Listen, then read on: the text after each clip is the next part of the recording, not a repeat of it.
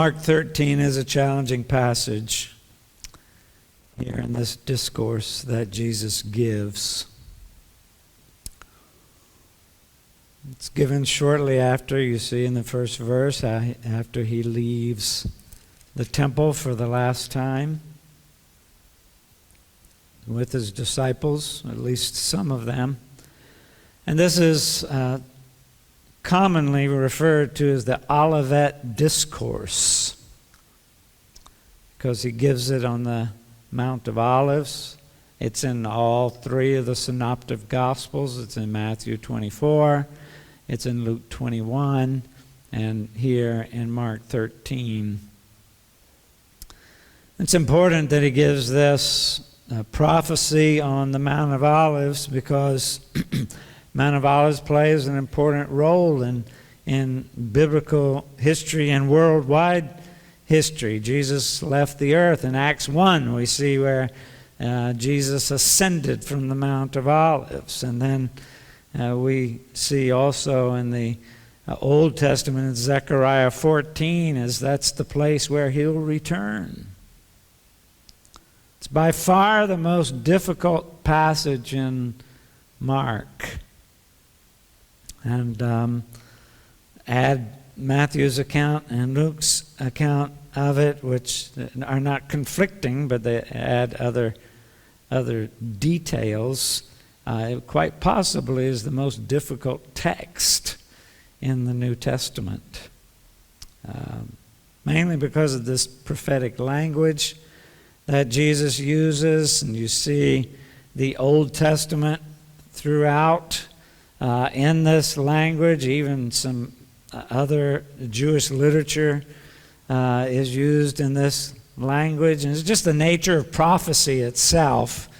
And you see multiple fulfillments of prophecy come together at the same time, and so yeah, it's a difficult passage.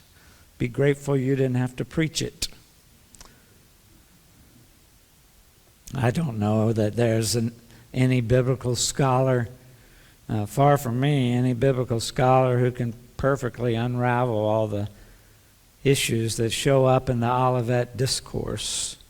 So for a couple of weeks we'll look at it, see what God has to say to us over this, and realize throughout the entire process that nobody knows everything.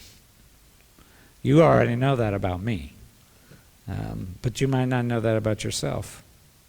G.K. Chesterton has a good quote that we might want to follow regarding something like this. He says, "It's only the fool who tries to get the heavens inside his head, and not unnaturally his head bursts. The wise man is content to get his head inside the heavens." That's the part we'll try for a couple of weeks. And the difficulty shows up with all the different interpretations we see here too. Some say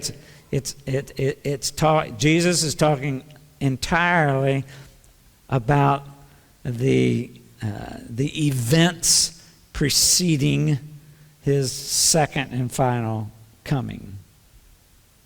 Others say it's talking about the destruction, just the destruction of the temple, or Jerusalem, in 70 A.D. We know a couple of decades after Jesus' death and resurrection and ascension, that in 66 A.D., I believe, the Jewish revolt began, and then 70 A.D., Jerusalem and the temple was destroyed.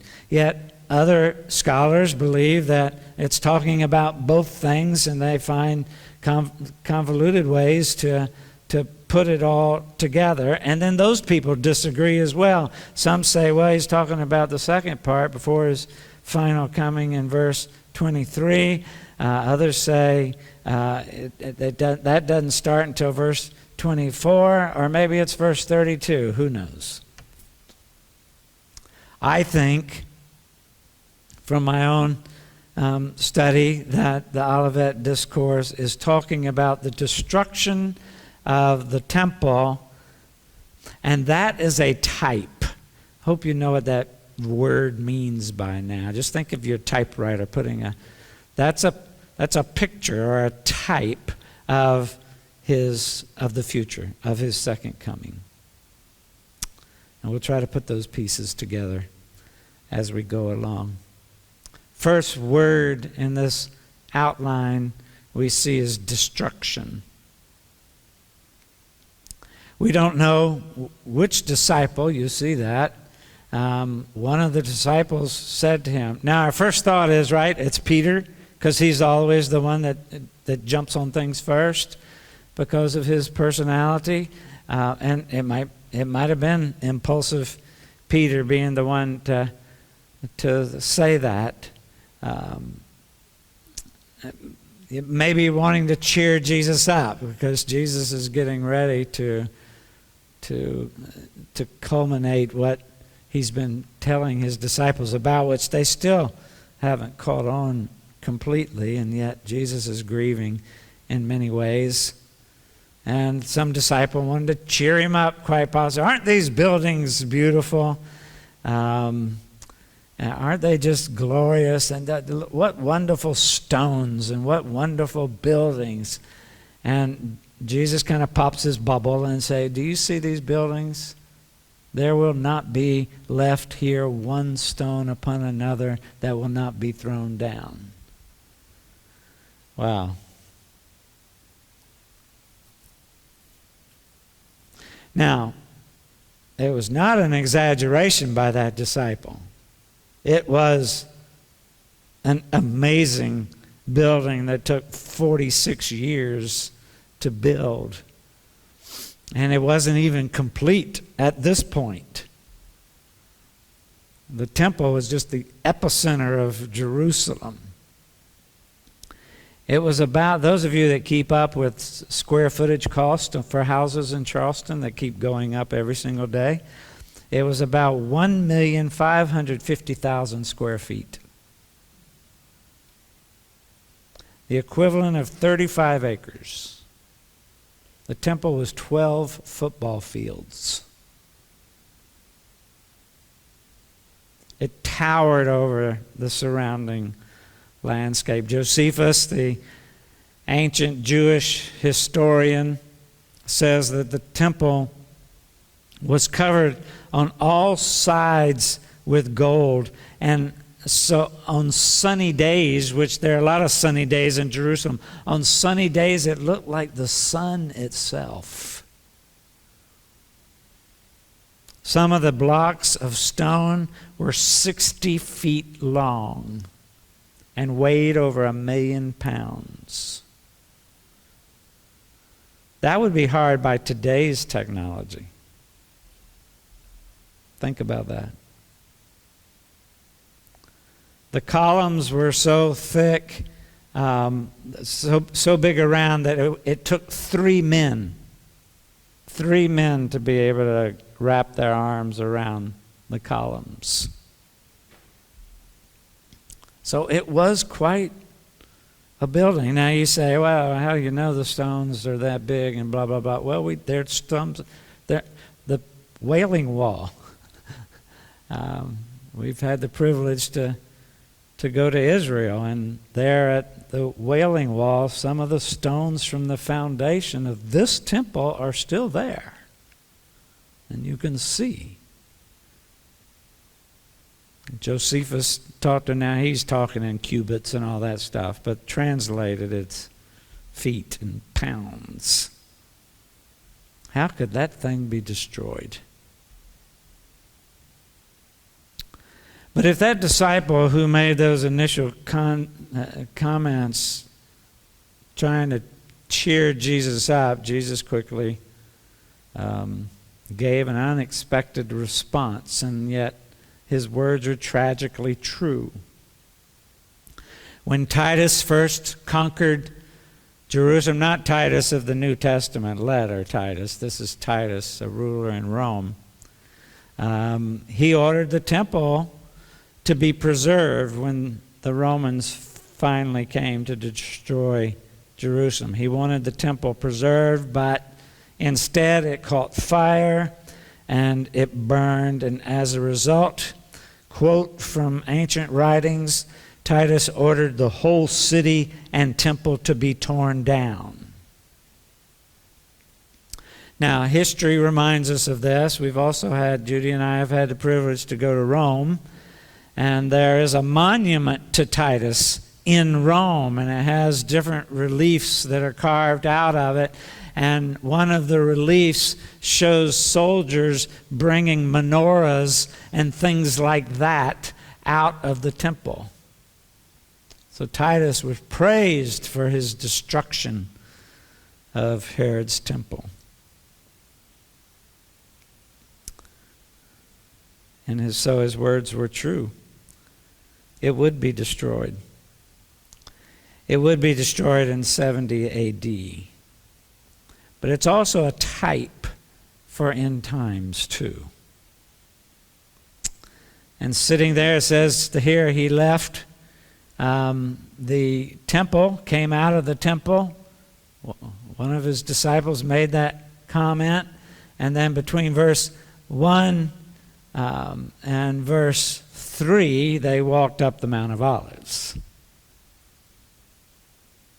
And he's sitting with Peter, James, and John, sort of his inner circle. And added to that group is Peter's brother, Andrew. And they're sitting there. And questions started about Jesus' answer. And we need to keep this scene in mind and these questions before us as we walk through this passage. Now, I thought it was interesting reading it this week. Nobody asked why. Why is it going to be destroyed? They just said, when's that going to happen? But this would be quite confusing to them. Put yourself in a disciple's head at this point. They have no context for understanding that the temple was the center of the sacrificial system. The temple was the center of the law system and the sacrifices, and just a few days, the final sacrifice was going to be made. It wouldn't be necessary anymore. The next big thing in a couple of days in the timeline of Jesus' crucifixion, the next big thing was going to be the veil of the temple was going to be torn. And then in the year 70, the temple was going to be destroyed. It wasn't needed anymore. The final sacrifice had already been made. What would be the times and the signs? That's really the question they're asking. Tell us, when will these things be? And what will be the sign when all these things are about to be accomplished?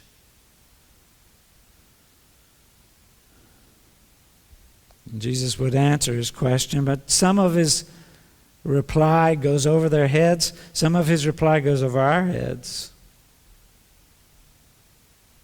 as he instructs his church about his return.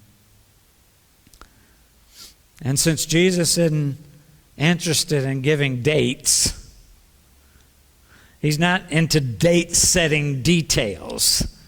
We still have a lot of questions too, don't we? Well, destruction. The second thing we see is disaster.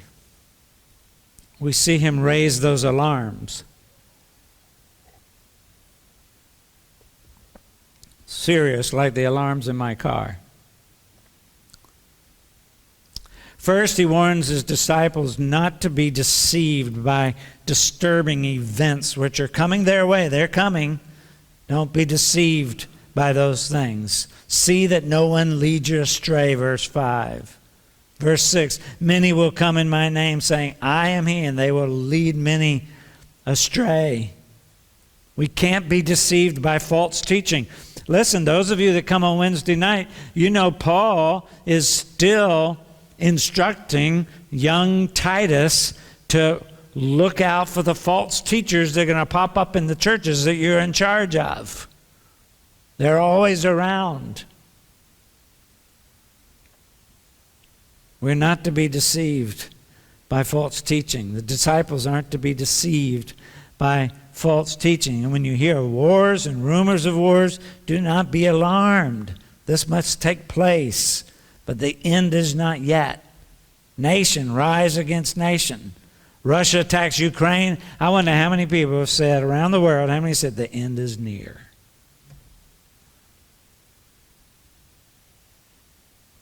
This must take place.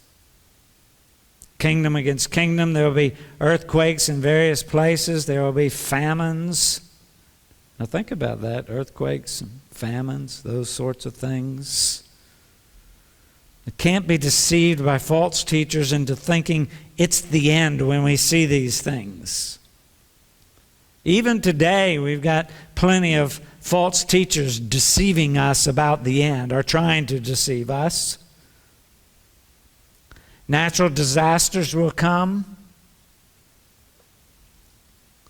They'll continue like they always have. And it's so natural to think when you see those sorts of things taking place that the end has arrived. Especially when it hits home, when we personally experience those things. That's when you hear that over and over. And it's funny in the church today. You got some people on this political side, when things get really bad for this side politically, oh, the end must be near. And then the other side, the Christians on that side, when it gets bad, say, oh, the end must be near. Who's going to be right? It's the silliest thing. And wars have always been with us. Will Durant, in that great collection of 11 books on history, said, war is one of the constants of history and has not diminished with civilization and democracy. In the last 3,421 years of recorded history, only 268 years have seen no war. I'm not sure if that's true or not. He wrote that in the mid-20th century. Yet when we're touched by war, we start thinking about the end times. Surely the end of the world is here. What did the believers think in Germany in 1945? You know what they thought. The end must be near. What if you lived in London, England during the Blitz? My dad was in London during all of that. What'd you think? What did the believers think? And then it gets funny and silly sometimes. The stock market makes a little minor crash and people, oh, the end must be near. Oh, gosh, I just lost my retirement. It's so easy to think of natural disasters the same way. But when you think that Jesus is saying these things about earthquakes and kingdoms rising against kingdoms and famines,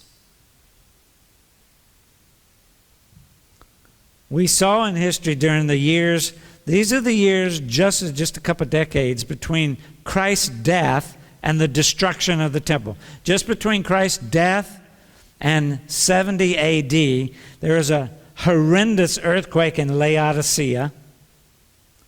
Mount Vesuvius erupted and completely covered Pompeii. And there was a famine in Rome. So you think Jesus is talking about these, and a few years later those things happen. And when they happen to us, we still talk about it. It's the end times. The truth is, with the rise of every war and earthquake, there comes an increase. Instead of looking for the end, we need to be looking for the false Christs, the false teachers who say they have the answer. And in this age, in the modern world with social media, it's just over the top. We're not to be deceived by any of this. These things are a result of sin, and they will continue until the end of time. Watch out that no one deceives you. And remember, he says, this is just the beginning. When these things happen, it's just the beginning. And so when someone comes up to you and says, do you think we're in the end times? My answer is always yes. And we've been in the end times for 2,000 years.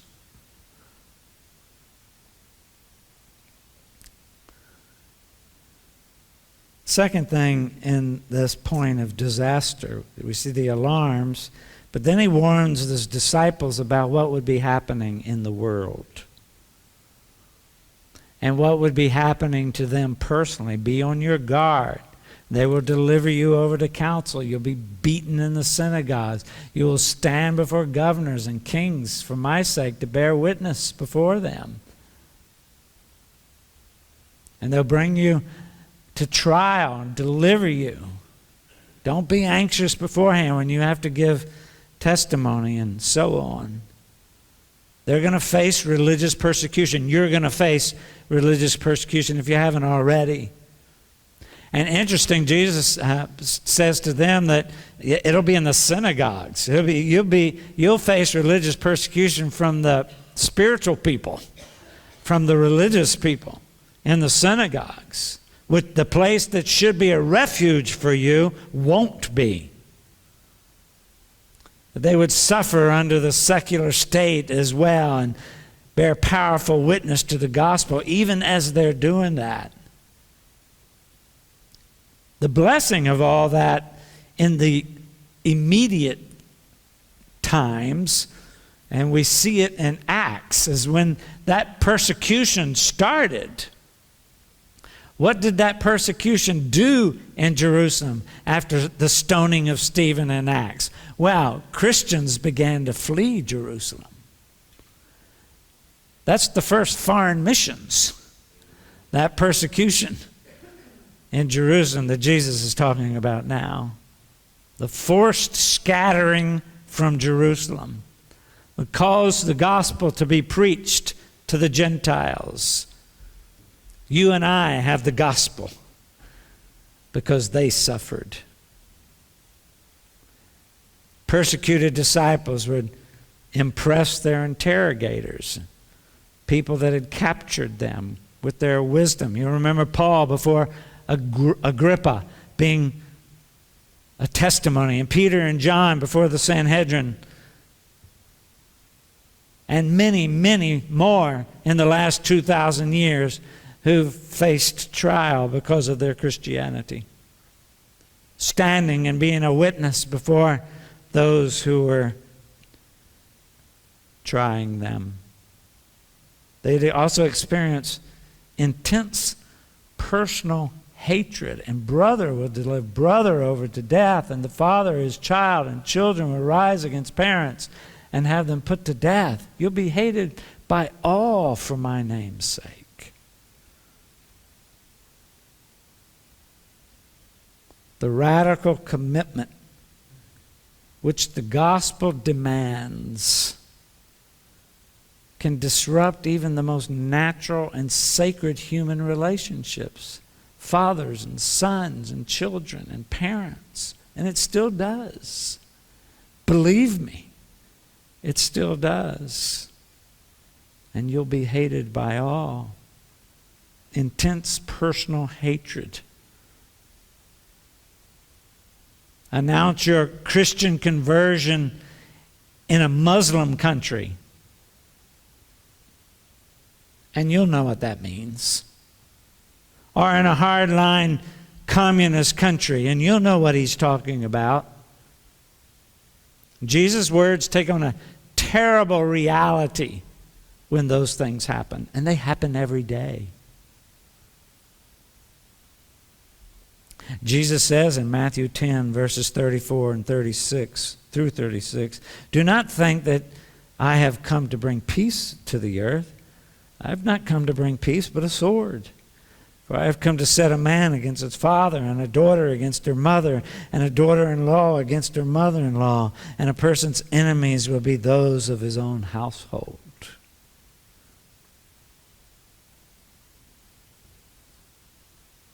And you'll be hated by all. Jesus just meant people in general.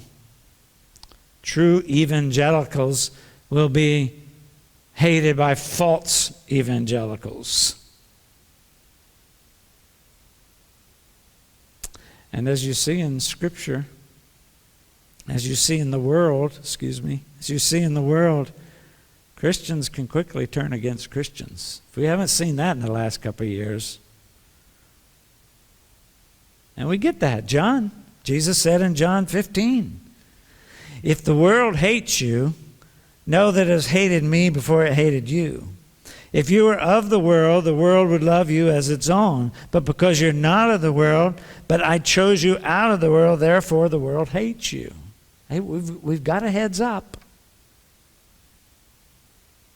Any follower of Christ who conforms to his image will suffer persecution.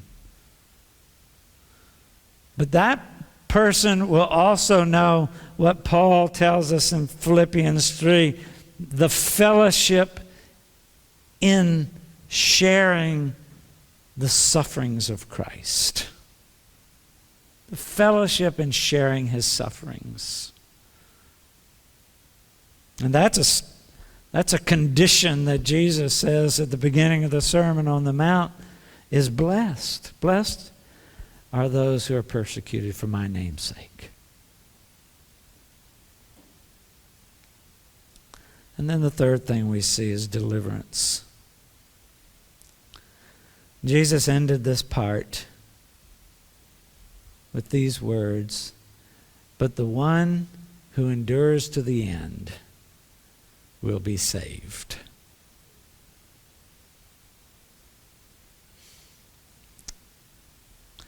Rather than being blown away by persecution, whether it's religious or secular or domestic, we are to persevere. The Christian life is not a sprint. It's a marathon. Boy, we all need those words, don't we?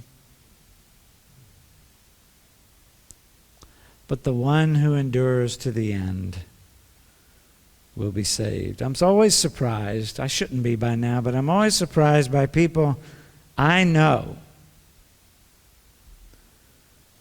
who look like they are walking with the Lord. They look like they're growing, but they've dropped by the way. And Jesus' warning is painfully relevant in regard to that. And regardless of your theological position, the Apostle John warns us about this in 1 John 2:19. They went out from us, but they were not of us. For if they had been of us, they would have continued with us. But they went out, that it might become plain that they all are not of us. True believers keep on going through thick and thin. The one who endures to the end will be saved. We should pray to the end that we should finish well. Judy's reading a book now by a physician about finishing well, a Christian physician, finishing well. Jesus talks to us about finishing well. The one who endures to the end will be saved. Robertson McQuilkin, I don't know if you know that name, but just a wonderful man of God. Was president of Columbia Bible College for many, many years. Wrote a beautiful poem, and it's rather lengthy, Lord, let me get home before dark. But this is just one little verse of it. That I should end before I finish, or finish, but not well. That I should stain your honor, shame your name, grieve your loving heart. Few, they tell me, finish well. Lord, let me get home before dark. Here at the beginning of the Olivet Discourse. Jesus encourages the disciples, you stick with me. You stick with me. Forget about those false Christs, those false teachers. You stick with me. You'll finish well. And with this warning, he turns to the specific signs disciples were asking for as time moves on. And we'll look at some of that next week. Let's bow our heads in prayer.